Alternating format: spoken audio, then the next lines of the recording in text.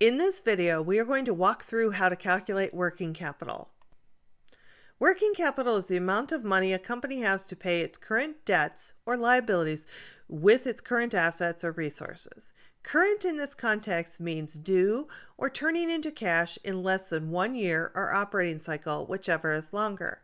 Generally, we will use the 1-year cutoff for current assets and current liabilities. Working capital is also known as net working capital. It is not really meaningful to compare working capital of one company to another company of a different size. We can say, however, that working capital should generally be greater than 0. All things being equal, more working capital is better than less working capital. Working capital is calculated as current assets minus current liabilities. Here we have 3 years of current assets and current liabilities for a company. We are going to calculate the working capital for each year.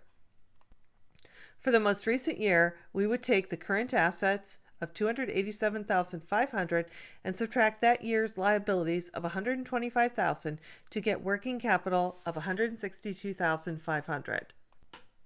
For 1 year earlier, working capital is $105,000, which is the current assets of $210,000 minus the current liabilities of $105,000.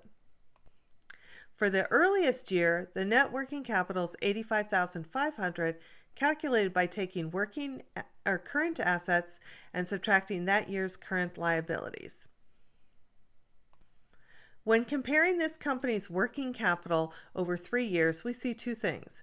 Working capital is greater than 0 in all 3 years, so that is good. Also, working capital has been increasing, which can be good also. We would need to calculate other ratios to be able to evaluate this company, though. Working capital by itself does not tell us a lot. That's it. We are done. This video was created and narrated by Dr. Sell-Tietz and is part of the Accounting Skill Builder video series. See Accounting as Analytics for additional faculty and student resources.